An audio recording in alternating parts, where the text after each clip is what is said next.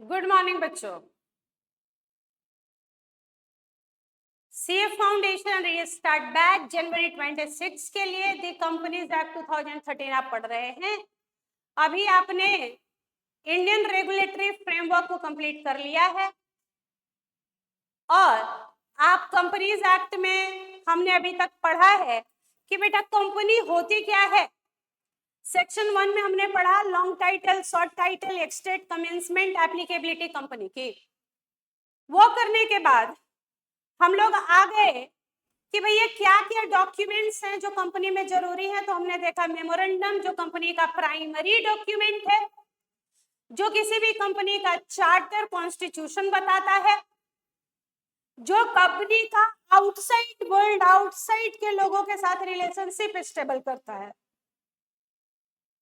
Article किसी भी company का रूल्स एंड रेगुलेशंस बताता है for the internal management of the company की कंपनी का इंटरनल मैनेजमेंट कैसे चलेगा, कंपनी का इंटरनल मैनेजमेंट कैसे चलेगा। आर्टिकल एक सेकेंडरी डॉक्यूमेंट है जो मेमोरेंडम से ही हम बनाते हैं। आर्टिकल रिलेशनशिप स्टेबल कर रहा था कंपनी का मेंबर के साथ, क्योंकि मेंबर ही है भाई कर्ता धर्ता मालिक इन्वेस्टर। तो क्या रिलेशन है मेंबर का कंपनी के साथ, यह आर्टिकल बताता है। उसके बाद हम लोग आ गए टाइप्स ऑफ कंपनी में, जिसको हमने क्लासिफिकेशन कहा। क्लासिफिकेशन में पहला classification on the basis of liability, कंपनियां तीन हो सकती हैं, company limited by share, company limited by guarantee और unlimited company. Company limited by shares में आपने अप टू अनपेड अमाउंट तक मेंबर की लायबिलिटी को लिमिट कर दिया कि भैया मेंबर जितना तुमने अभी पे नहीं किया, जितना अनपेड है, जितना पे करना बाकी है, उतने के लिए आप लायबल है। और कंपनी आज से लेके कल तक आपसे बस उतना ही डिमांड कर सकती है। कंपनी लिमिटेड में गारंटी ने मेंबर्स ने गारंटी दी है कि कल अगर कंपनी का लिक्विडेशन हुआ, वाइंडिंग अप हुआ, तो मैं अपने घर से इतने पैसे लेके आऊंगा, ये मैं गारंटी देता हूं।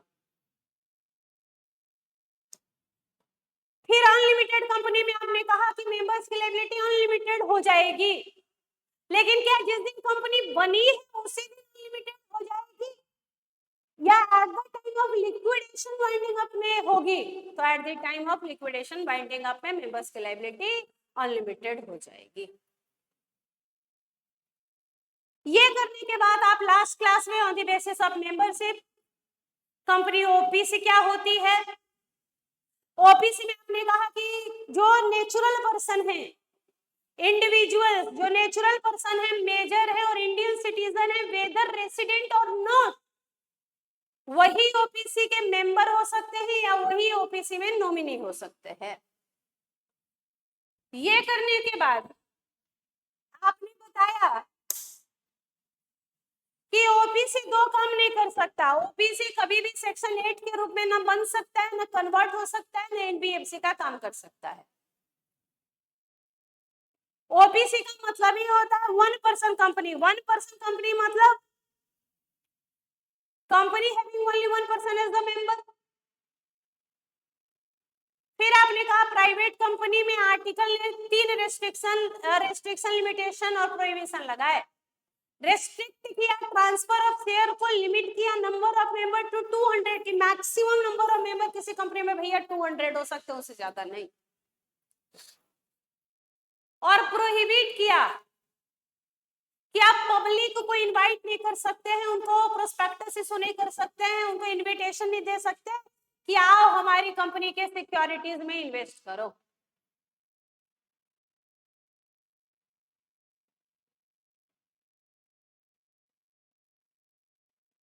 फिर आपने पब्लिक कंपनी में कहा कि पब्लिक कंपनी वो कंपनी जो प्राइवेट नहीं होती। इसका मतलब है कि प्राइवेट कंपनी ने जितने रेस्ट्रिक्शन, लिमिटेशन, प्रोहिबिशन लगाए वो सब के सब पब्लिक कंपनी में खत्म हो जाएंगे। पब्लिक कंपनी में शेयर्स फ्रीली ट्रांसफरेबल होंगे।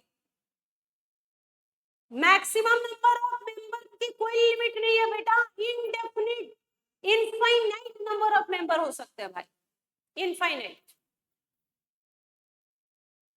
और चूंकि कंपनी पब्लिक है तो हम पब्लिक को तो इनवाइट करेंगे कि आइए भाई मेहरबान कदरदान हमारे कंपनी के सिक्योरिटी में पैसे इन्वेस्ट करें। और आपने एक नोट कहा कि subsidiary of a public company is also a deemed public company. फिर आप आ गए थे स्मॉल कंपनी पे और आपने कहा कि 4 तरीके की कंपनी स्मॉल हो ही नहीं सकते। जो भी कंपनी पब्लिक है, जो भी कंपनी होल्डिंग सब्सिडियरी रिलेशनशिप में है, जो भी सेक्शन 8 कंपनी है और जो स्टैट्यूटरी कंपनी है, स्पेशल एक्ट तो पार्लियामेंट से बनी है, वो कभी भी स्मॉल नहीं हो सकती। स्मॉल कंपनी हमेशा प्राइवेट होगी। प्राइवेट होने के बाद 2 कंडीशन देखेंगे आप। पहला, paid up share capital 4 crore से ज्यादा नहीं, टर्नओवर 40 करोड़ से ज्यादा नहीं हो सकता। पेड अप शेयर कैपिटल समय समय पे वो रेंज है एमसीए का, एमसीए बढ़ा सकती है, लेकिन कभी भी पेड अप शेयर कैपिटल बढ़ा के एमसीए 10 करोड़ से ज्यादा नहीं कर सकती और टर्नओवर 100 करोड़ से ज्यादा नहीं कर सकती। That are the highest limit prescribed. ये बातें हमने लास्ट क्लास में कर ली थी। आज हम क्लासिफिकेशन को और आगे बढ़ा रहे हैं, जहां हम देखने जा रहे हैं सबसे पहले कि on the basis of control, on the basis of control, control के आधार पे कितनी कंपनियां हैं। तो कंट्रोल के आधार पे कंपनी हो सकती है होल्डिंग एंड सब्सिडियरी कंपनी, और कंट्रोल के आधार पे कंपनी हो सकती है associate company. On the basis of control company हो सकती है होल्डिंग सब्सिडियरी और कंपनी हो सकती है एसोसिएट। होल्डिंग एंड सब्सिडियरी ये दोनों बेटा कॉम्प्लीमेंट्री टर्म है। कॉम्प्लीमेंट्री का मतलब है कि एक का एग्जिस्टेंस दूसरे के बिना है ही नहीं। जैसे आपने इकोनॉमिक्स में पढ़ा होगा कॉम्प्लीमेंट्री गुड्स, जैसे कार एंड पेट्रोल कॉम्प्लीमेंट्री हैं, ये डिजिटल बोर्ड और ये पेन कॉम्प्लीमेंट्री हैं। मेरे पास ये पेन है लेकिन बोर्ड नहीं तो बेकार, बोर्ड है ये पेन नहीं तो बेकार। तो उस केस में ये कॉम्प्लीमेंट्री है। आपके पास कार है लेकिन आप पेट्रोल भरवा नहीं सकते, पेट्रोल है लेकिन कार ही नहीं है, तो ये दोनों बेकार हो जाते हैं। कॉम्प्लीमेंट्री का मतलब होता है दोनों जरूरी है, दोनों होंगे तो ही कुछ होगा। तो यहाँ भी वही बोल रहा है कि जैसे ही आप नाम बोलते हैं होल्डिंग सब्सिडियरी, इसका मतलब ही कि आप होल्डिंग बोले इसका मतलब ही है कि उसकी एक या एक से ज्यादा सब्सिडियरी होंगी, और आप बोल रहे हैं कि सब्सिडियरी है ये, इसका मतलब ही कि इसको कोई ना कोई कंपनी होल्ड करती होगी। तो होल्डिंग कंपनी का डेफिनेशन सेक्शन 2 क्लॉज 46 में धनिया मिर्ची वाला डेफिनेशन है बेटा। धनिया मिर्ची, आप सब्जी लेने गए और वहां आपने कहा कि भैया धनिया मिर्च डाल देना, वही वाला डेफिनेशन है कि holding company means the company having one more subsidiary company. Holding company वो होती है जिसकी एक या एक से ज्यादा सब्सिडियरी होती है। होल्डिंग कंपनी कौन होती है? जिसकी एक या एक से ज्यादा सब्सिडियरी कंपनी होती है, उसको बोलते हैं होल्डिंग। लेकिन मजा यहाँ नहीं है, मजा तो सब्सिडियरी कंपनी में सेक्शन 2 क्लॉज 87 में। Subsidiary company means a company in which holding company either holding company इनमें से कुछ भी करती है, either control the composition of board, board के composition को कंट्रोल करती है, या एक्सरसाइज या कंट्रोल करती है more than 1/2 of total voting power, either it खुद से या अपनी एक या उससे ज्यादा सब्सिडियरी के साथ मिलके, तो उनको बोलते हैं subsidiary company.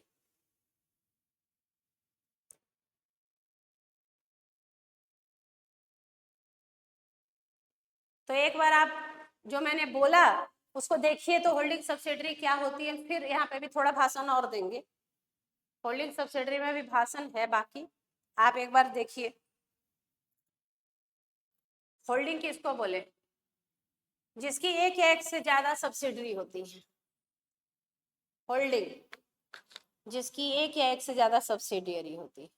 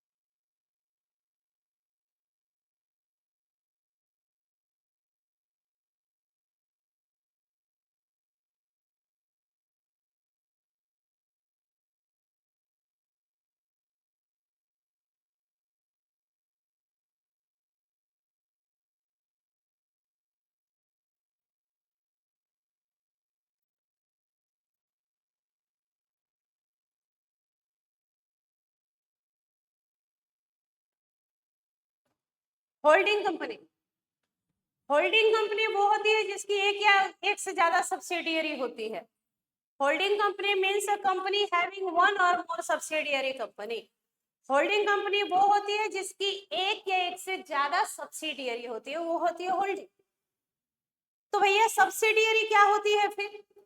Subsidiary company means the company in which holding company, subsidiary company वो कंपनी है जिसमें होल्डिंग कंपनी आइदर, दो में से एक, आइदर बोल रहा है, कोई भी एक कंडीशन से हो जाएगा, either control the composition of board. Composition of board मतलब मान लो रिलायंस इंडस्ट्रीज लिमिटेड, इसके बोर्ड में बोर्ड में 10 डायरेक्टर हैं, अगर उसके 6 कंट्रोल कब आएगा? जब 50% से ज्यादा मतलब 6 डायरेक्टर का अपॉइंटमेंट कोई दूसरी कंपनी अपनी कर रही है, डायरेक्टर अपॉइंट कर रही है, निकाल रही है 6 डायरेक्टर आउट ऑफ 10 6, क्योंकि मोर कंट्रोल कब आएगा? जब 50% से ज्यादा होगा। तो डायरेक्टर बेटा 5.5 नहीं हो सकते ना, डायरेक्टर हमेशा इंडिविजुअल होते हैं, डायरेक्टर हमेशा नेचुरल पर्सन होते हैं। तो नेचुरल पर्सन तुम्हारा पार्ट 5.5 5.1 मोर देन 50, तो 6 डायरेक्टर का अपॉइंटमेंट अगर कोई दूसरी कंपनी डायरेक्टर रखना हो, निकालना हो, बिना किसी के कंसेंट से खुद से कर सकती है, तो क्या हम बोलेंगे कि रिलायंस के बोर्ड ऑफ डायरेक्टर का कॉम्पोजिशन कोई दूसरी कंपनी कर रही है, कंट्रोल? बोल रहा है हाँ। तो कब? जब सब्सिडियरी कंपनी के बोर्ड ऑफ डायरेक्टर का कॉम्पोजिशन होल्डिंग कंपनी कंट्रोल करती है, कोई दूसरी कंपनी कंट्रोल करती है, तो जो कंट्रोल करती है वो होल्डिंग है, जो कंट्रोल करती है वो होल्डिंग है।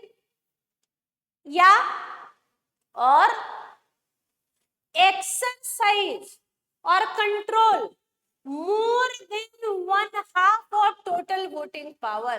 टोटल वोटिंग पावर का मोर देन 1/2, मोर देन 1/2 मतलब क्या? ग्रेटर देन 50%, ग्रेटर देन 50% मतलब 50.1 2 3 4 कुछ भी हो जाएगा। एक्सरसाइज और control more than 1/2 of the total voting power either of its own, खुद से, या अपनी किसी एक या एक से ज्यादा सब्सिडरी के साथ मिलके। Total voting power, either its own control more than 1/2 of total voting power, total voting power का more than 1/2। Either its own, खुद से, और टुगेदर विथ, या टुगेदर विथ वन और मोर सब्सिडरी, तो इसको बोलते हैं बेटा होल्डिंग कंपनी। कंपनी का मतलब यहाँ बॉडी कॉर्पोरेट भी है इस क्लॉज के लिए। यहाँ कंपनी इंक्लूड बॉडी कॉर्पोरेट, मतलब फॉरेन कंपनी भी। मान लो एक विदेश की कंपनी अगर किसी इंडिया के कंपनी के बोर्ड ऑफ डायरेक्टर का कॉम्पोजिशन कंट्रोल कर रही है, या टोटल वोटिंग पावर का मोर देन 1/2 कंट्रोल कर रही है, तो वो विदेश वाली कंपनी भी होल्डिंग हो जाएगी। तो इस क्लॉज के लिए कंपनी इंक्लूड बॉडी कॉर्पोरेट। अब भैया एसोसिएट कंपनी क्या होती है? सारे बच्चे एक बार एसोसिएट कंपनी का डेफिनेशन सेक्शन 2 क्लॉज 6 में पढ़ेंगे। बेटा आप देख रहे हैं एसोसिएट है ABCD अल्फाबेट, तो सेक्शन 2 क्लॉज 6 सारे बच्चे एक बार एसोसिएट कंपनी का डेफिनेशन खुद से पढ़ेंगे और फिर हम समझाएंगे, फिर हम समझाएंगे।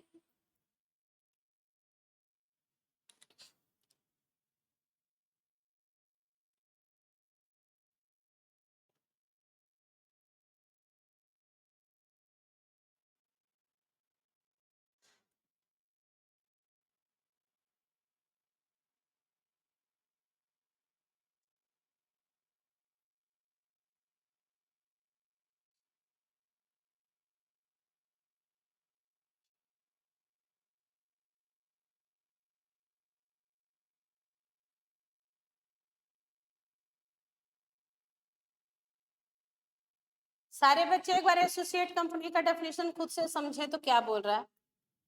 कौन सी कंपनी एसोसिएट होती है? जिसमें कंट्रोल कर रहे हैं, कि जो कंट्रोल कर रही है, कि दोनों एक दूसरे की?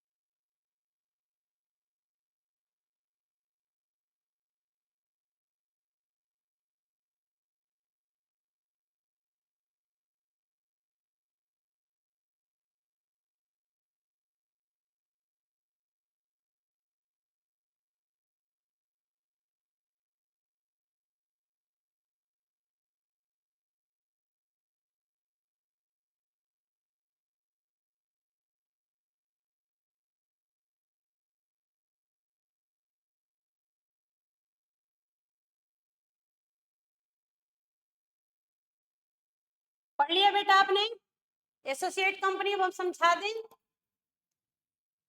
पढ़ लिया आपने तो हम समझा दें।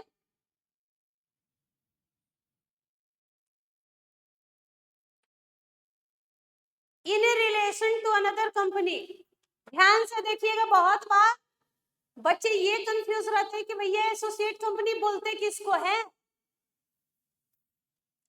A company in which, a company in which, a company in which, ऐसी कंपनी जिसमें, a company in which that company has a significant influence, a company in which that other company has a significant influence, but which is not a subsidiary company and include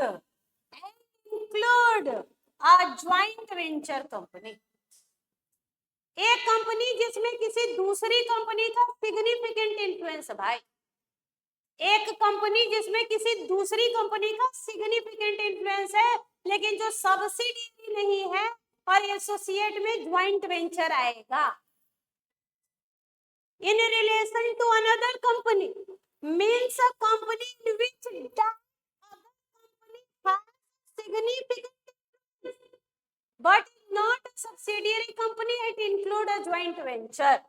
भैया significant influencer मतलब क्या? Control of at least 20% of total voting power और control और participate in business decision और agreement. मतलब एक company में किसी दूसरी कंपनी का कम से कम 20 मतलब greater than equal to 20% control हो टोटल वोटिंग पावर का। लेकिन कहाँ 50 तक ही, 50 से ज्यादा सब्सिडियरी रिलेशन हो जाएगा। अभी तुमने कहा है 50 से ज्यादा में तो बेटा सब्सिडियरी रिलेशन हो जाएगा। तो more than 20% of total voting power होना चाहिए। अप टू 50% हो सकता है, 50 से ज्यादा नहीं, क्योंकि 50 से ज्यादा में तो बेटा सब्सिडियरी रिलेशन हो जाता है। Greater than equal to 20% of total voting power, greater than equal to 20% of total voting power. Total voting power का कम से कम 20%, एटलीस्ट 20%, मतलब 20% है उससे ज्यादा। लेकिन कहाँ 50 तक ही, क्योंकि 50 से ज्यादा में क्या हो जाता है? Subsidiary relationship. तो significant influence means control of at least 20% of total voting power और कंट्रोल और participation in business decision under an agreement. Joint venture means, joint venture मतलब joint agreement plus joint control, joint agreement plus joint control over the net asset of the company. एक example इसमें दिया है कि देखो A limited की subsidiary है B limited, B limited की सब्सिडियरी है सी लिमिटेड। तो इसको बोलते हैं फर्स्ट लेयर और इसको बोलते हैं सेकेंड लेयर। तो एट प्रेजेंट क्या हो गया कि अप टू 2 लेयर ही वर्टिकल में, वर्टिकल में अप टू 2 लेयर ही सब्सिडियरी हो सकती है, हॉरिजॉन्टल में तो कितनी भी हो सकती है, वर्टिकल में 2 लेयर ऑफ सब्सिडियरी ही हो सकती है।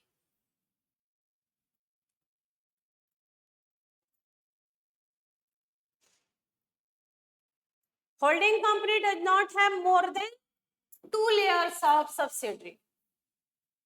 इसमें एक एग्जांपल दिया हुआ है बेटा कि कॉमन मैनेजमेंट है, सल्लू लिमिटेड और अभी लिमिटेड के मैनेजमेंट में एक कॉमन मैनेजमेंट है, दोनों में एक कॉमन डायरेक्टर है, नाम है S limited.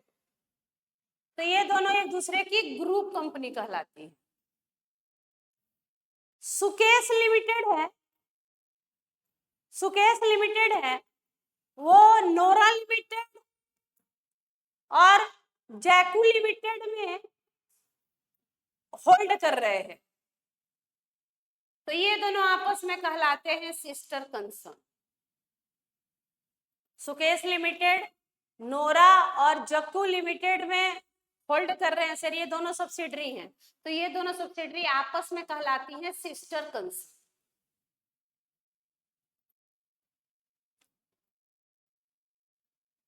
Access to capital के आधार पर कंपनियां हो सकती हैं लिस्टेड और अनलिस्टेड।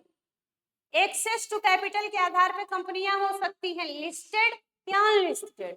लिस्टेड कंपनी का मतलब होता है ऐसी कंपनी जिसका any of its security listed on recognised stock exchange, any of its security recognised in stock exchange. बाद में इन्होंने इसमें से निकाल दिया कि अगर आपके डिवेंचर लिस्टेड है, प्रेफरेंस शेयर लिस्टेड है, तो हम आपको नहीं बोलेंगे लिस्टेड। लिस्टेड होने के लिए किसी भी कंपनी के इक्विटी शेयर, लिस्टेड होने के लिए किसी भी कंपनी के equity share recognised stock exchange में लिस्टेड होने चाहिए। अगर आपके प्रेफरेंस शेयर लिस्टेड है, अगर आपके डिवेंचर लिस्टेड है, तो आपको लिस्टेड नहीं बोलेंगे।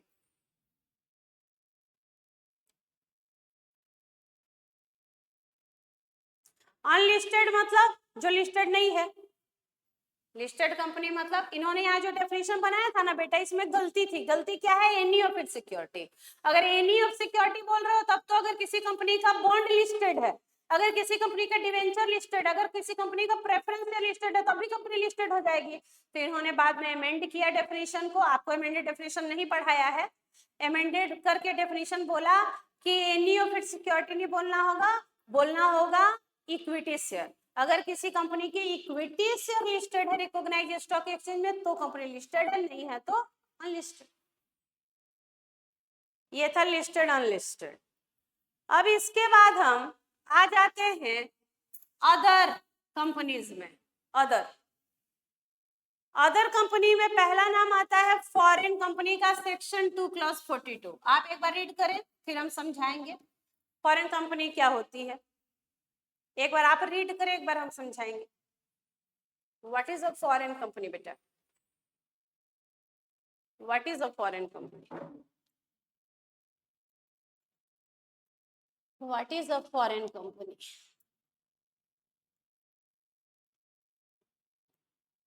आज बच्चे मुझे कम दिख रहे हैं बहुत। अष्टमी शुरू हो गया क्या बेटा? अब कल और परसों मेरी क्लास नहीं है, दशहरे की छुट्टी है आपकी 9वीं 10वीं को। अब उसके बाद फिर आपका जो है क्लास शुरू होगा।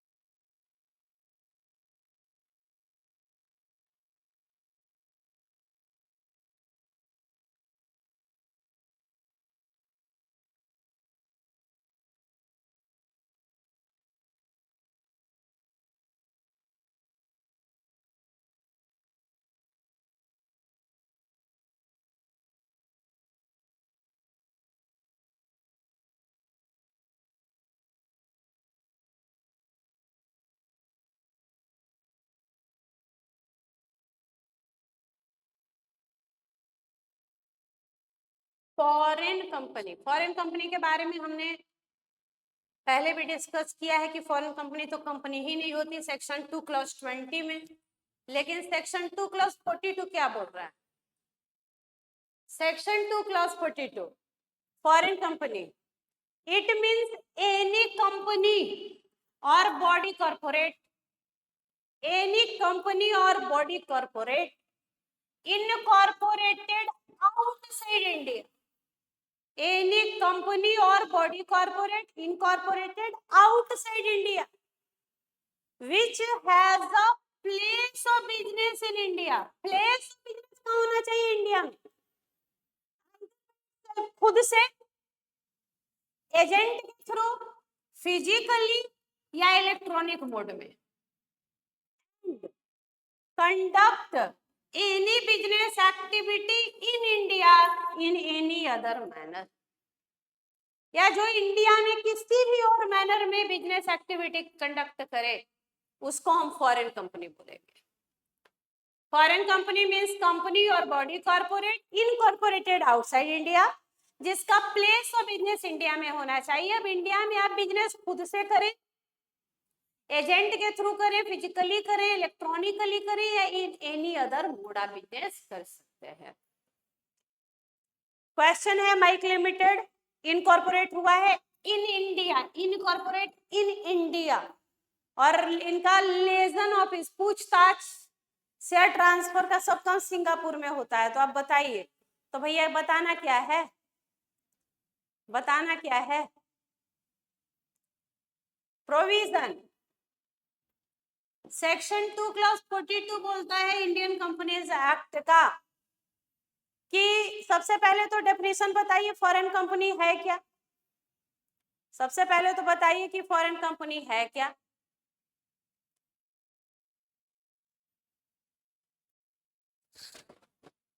फॉर्मेट बताया गया है। फॉर्मेट मैंने बताया कि पहले प्रोविजन लिखते हैं, फिर गिवन केस लिखते हैं, फिर अगर उस पे बेस्ड कोई केस लॉ का नाम याद है तो वो लिखते हैं, और फिर लास्ट में आंसर या एनालिसिस कंक्लूजन लिखते हैं।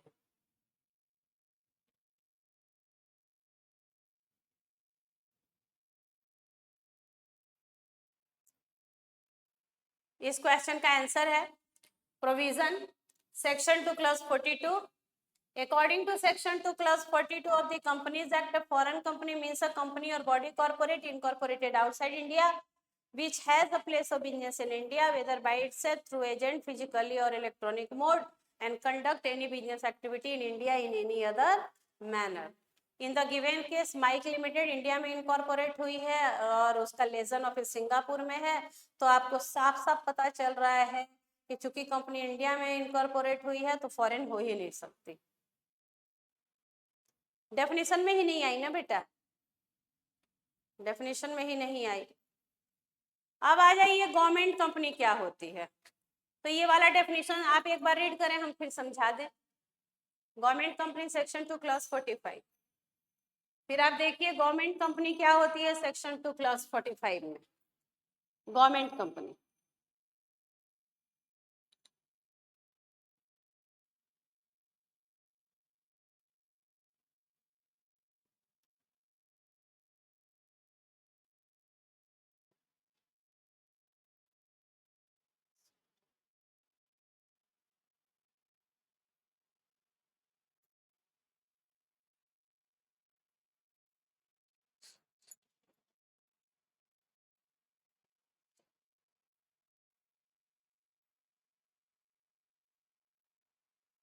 गवर्नमेंट कंपनी गवर्नमेंट कंपनी किसको बोलते हैं बेटा? गवर्नमेंट कंपनी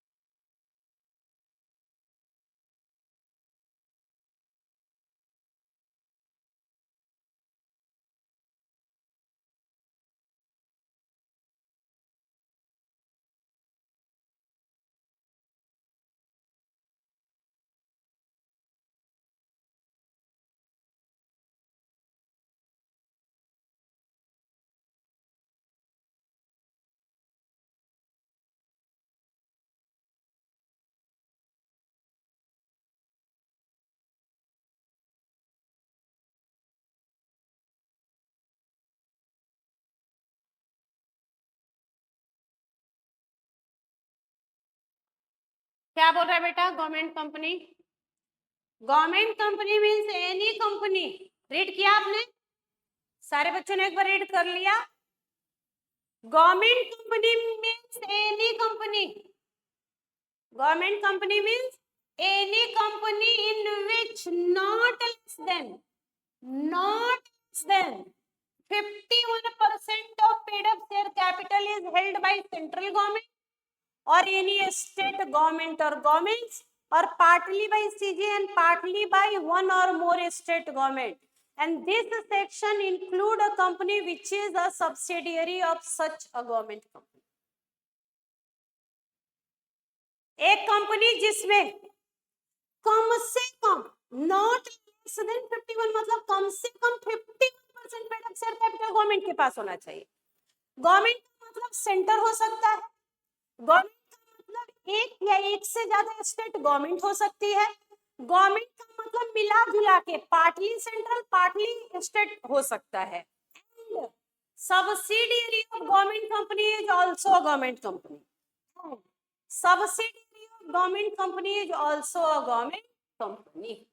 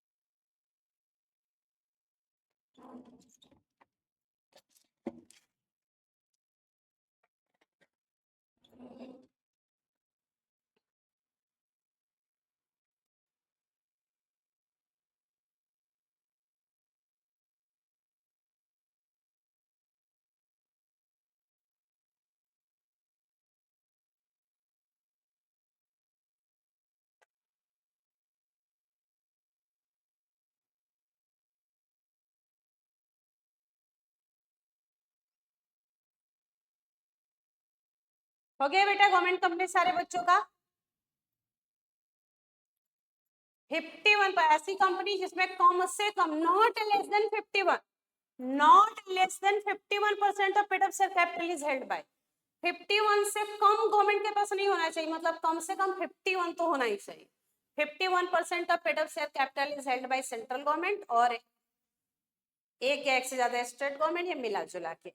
एक चीज याद रखिएगा कि this section include government company की सब्सिडियरी भी गवर्नमेंट होती है, गवर्नमेंट कंपनी की सब्सिडियरी कंपनी भी गवर्नमेंट होती है. बस ये याद रखिएगा कि अगर कोई गवर्नमेंट कंपनी है उसकी कोई सब्सिडियरी है तो उसको भी डिम्ड गवर्नमेंट कंपनी मानेंगे.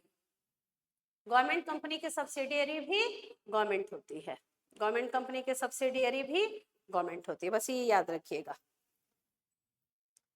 देखो government company minimum 51% of paid up share capital CG या एक से ज्यादा स्टेट गवर्नमेंट या मिला जुला के सीजी एंड वन और मोर स्टेट गवर्नमेंट. और सब्सिडियरी ऑफ गवर्नमेंट कंपनी भी गवर्नमेंट कंपनी होती है. इफ कंपनी हैज इशूड अगर गवर्नमेंट कंपनी ने क्या इशू किया है डीवीआर शेयर. डीवीआर शेयर क्या होता है? डिफरेंशियल वोटिंग राइट वाले शेयर. तो यहाँ paid up share capital word नहीं पढ़ेंगे कि at least 51% of paid up share capital. Paid up share capital की जगह क्या पढ़ेंगे? Total voting power. अगर गवर्नमेंट कंपनी ने डीवीआर शेयर इशू किए हैं डिफरेंशियल वोटिंग राइट वाले शेयर तो paid up share capital word की जगह आपको पढ़ना है टोटल वोटिंग पावर. तो आपको पढ़ना क्या है? Total voting power.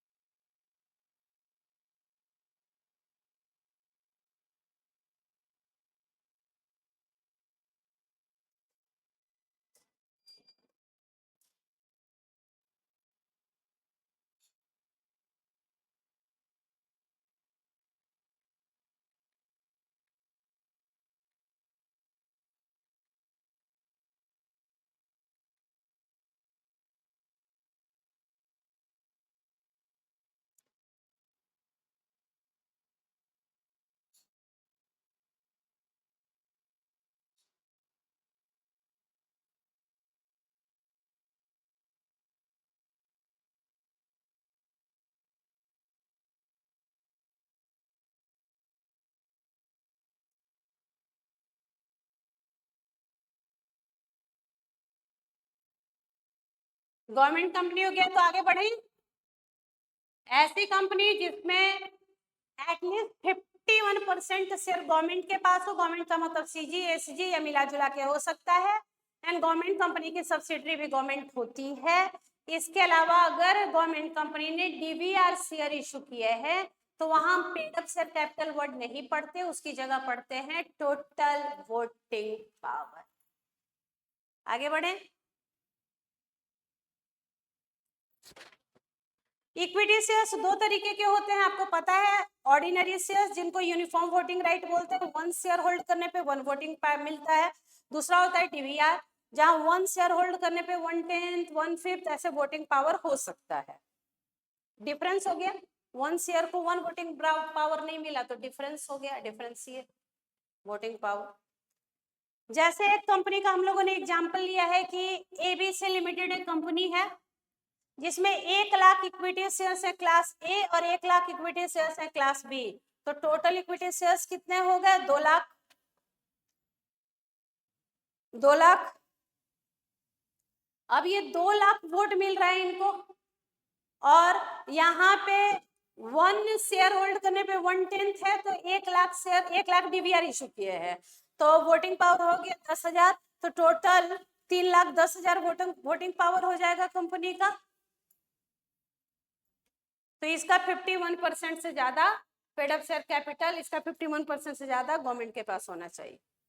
ये एग्जांपल है, क्वेश्चन है, आपके पास नोट्स है तो आपके पास क्वेश्चन भी है, आंसर्स भी यहाँ बच्चों को लिखवाए हैं। ये सब क्वेश्चन मैंने आपसे क्लास में प्रैक्टिस करवाई है, तो जो बच्चे पहली बार मेरी क्लास देख रहे हैं या वीडियो, तो आप मुझे हाय का मैसेज कीजिए, तो ये हैंड रिटन नोट्स हम आपको ट्रांसफर कर देते हैं। ये हैंड रिटन नोट्स आपके पास इसलिए होना जरूरी है कि आपको यहाँ क्वेश्चन की प्रैक्टिस हुई है, आप वहाँ पे प्रोविजन समझ जाएं और खुद से फिर बाद में राइटिंग प्रैक्टिस करें, दोनों काम हो जाए। क्योंकि जिस समय टीचर ऑनलाइन में पढ़ा रहे होंगे उस समय वो बोल रहे हैं और आप उतना अगर नहीं लिख पाए स्पीड में तो आपको नुकसान हो जाता है। तो नुकसान ना हो इसलिए हम लोग आपको नोट्स ही दे रहे हैं, आप नोट्स का प्रिंट आउट लेके बैठो, लिखित काम हो गया, सुनो समझो और फिर बाद में लिख दो, राइटिंग प्रैक्टिस भी हो गया। हाय का मैसेज कीजिएगा 7291010463 पे, तो हम आपको ये हैंड रिटन नोट भेज देते हैं। ये करने के बाद क्वेश्चन है, वही क्वेश्चन है, उसका देखो आंसर लिखवाया मैंने, आप भी इसको लिख के प्रैक्टिस करते चलिए, तो आपकी भी राइटिंग प्रैक्टिस होते रहे साथ साथ।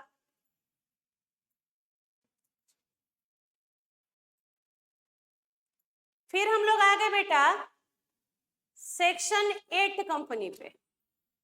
सेक्शन 8 कंपनी, सेक्शन 8 कंपनी को हम चैरिटेबल कंपनी या company not for profit making भी बोलते हैं या लाइसेंस कंपनी भी बोलते हैं। सेक्शन 8 कंपनी को चैरिटेबल कंपनी बोलते हैं, company not for profit making बोलते हैं, इसी को हम लोग लाइसेंस्ड कंपनी भी बोलते हैं।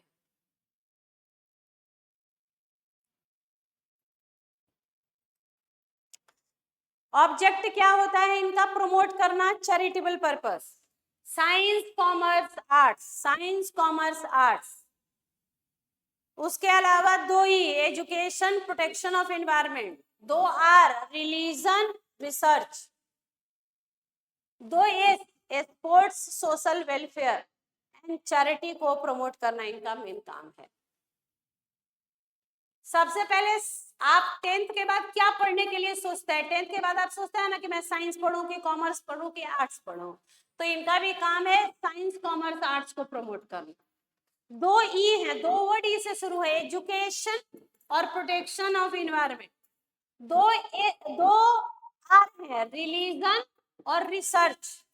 2 एस है, स्पोर्ट्स और सोशल वेलफेयर और चैरिटी। इनको प्रमोट करना मेन उद्देश्य होता है ऐसी कंपनियों का।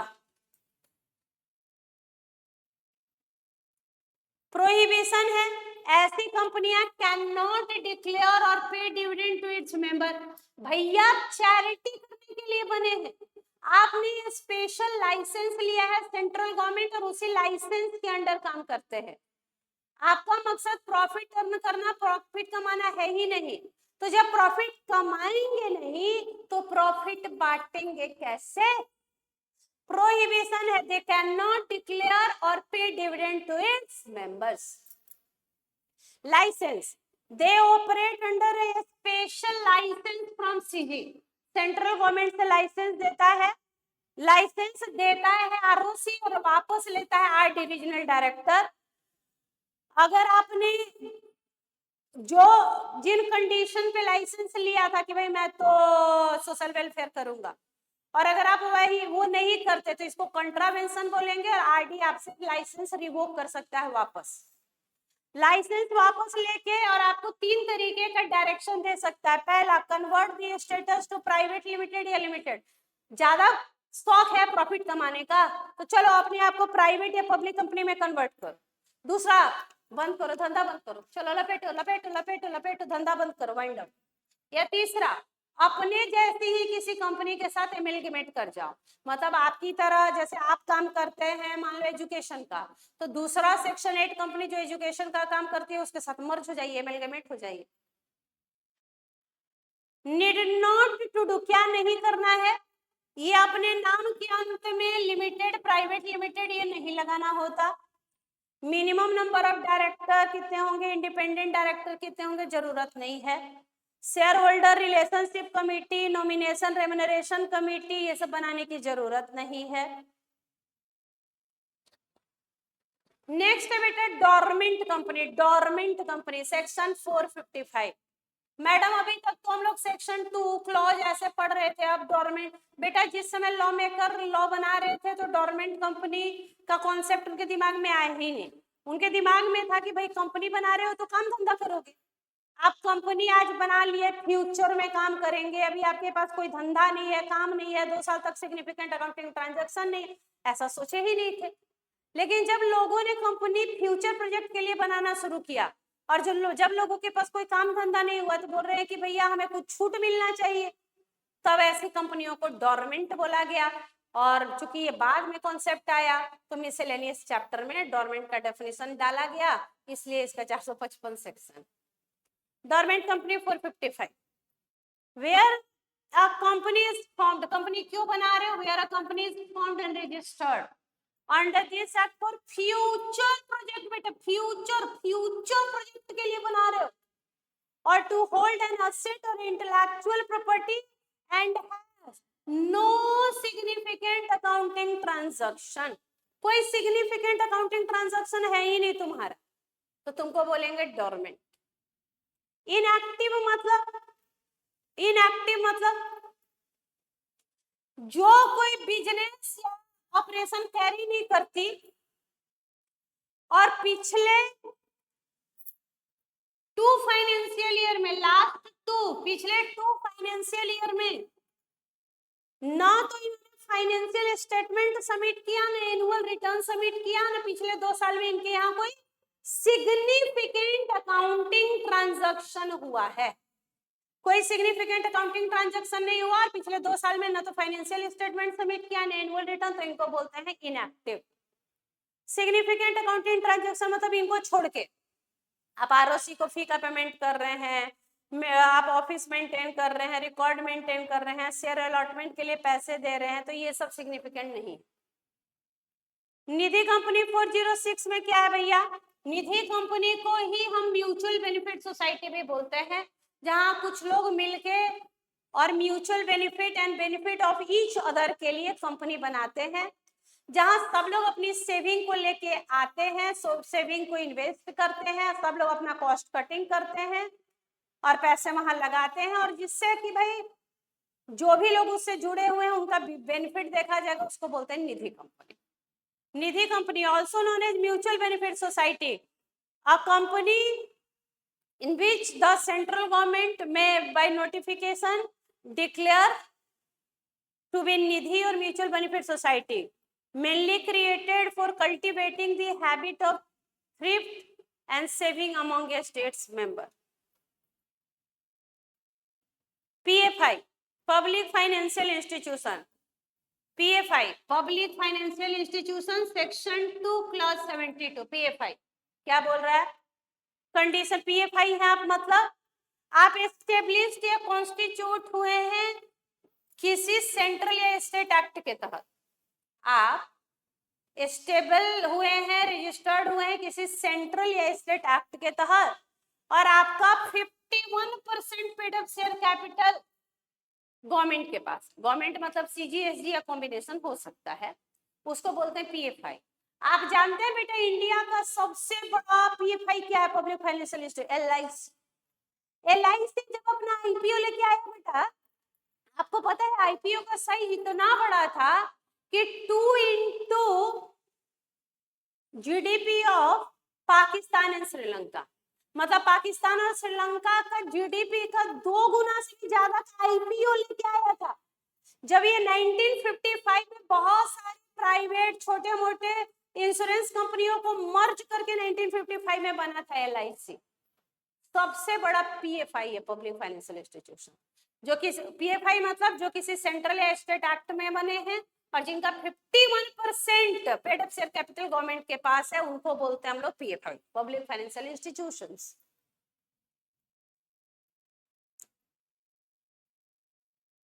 PFI public financial institutions.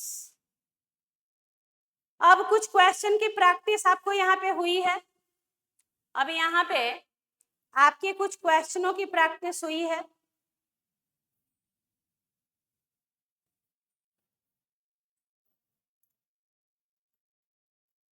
ये देखिए क्वेश्चन की प्रैक्टिस कर रहे हैं हम लोग, टाइप्स ऑफ कंपनी पे बेस्ड हम लोगों ने कंपनी के क्वेश्चंस बनाए हैं। जिनके पास भी ये नोट्स नहीं है, आप आईसीआई में जितने क्वेश्चन क्लासिफिकेशन पे बेस्ड हैं या अभी तक हमने बनाए, आप उसको थोड़ा सा प्रैक्टिस कीजिए। ये देखिए अभी जो आपने प्रोविजंस पढ़े उन्हीं पे बेस्ड ये सब क्वेश्चन है, क्वेश्चन भी है इधर, आंसर्स भी मैंने प्रैक्टिस कराई है। तो जिन बच्चों को भी फाउंडेशन का क्वेश्चन आंसर नहीं लिखने आता है, वो यहाँ से एक बार देख के थोड़ा सा प्रैक्टिस करें। फॉर्मेट बताया मैंने, आंसर्स लिखवाए, अभी आप सीखिए, उसके बाद हम राइटिंग प्रैक्टिस भी शुरू करेंगे। पहले आप यहाँ से देखिए क्वेश्चन, उसके आंसर्स ऐसे लिखते हैं, ये सीखिए।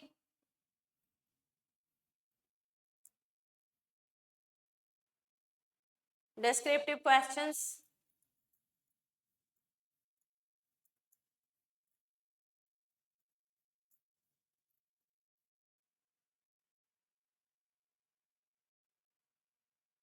ये पूरी क्वेश्चन की प्रैक्टिस चल रही है बेटा। देखिए यहाँ 8, 9, 10, 10, 12, 15 क्वेश्चन का हमने टाइप्स पे ही प्रैक्टिस कर लिया।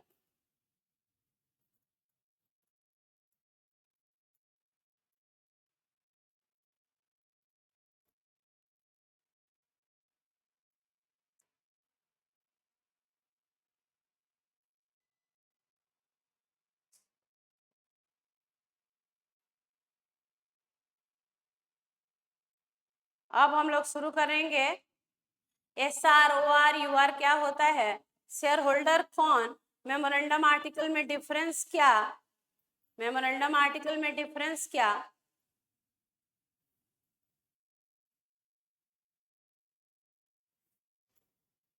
तीनों डॉक्ट्राइन फिर पढ़ेंगे, constructive notice, ultra vires act, indoor management.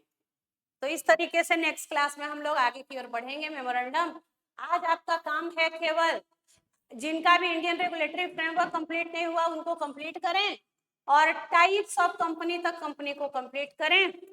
Corporate veil बचता है, 3 डॉक्ट्राइन और मेमोरेंडम बचते हैं, इनकॉर्पोरेशन अगले वीक में।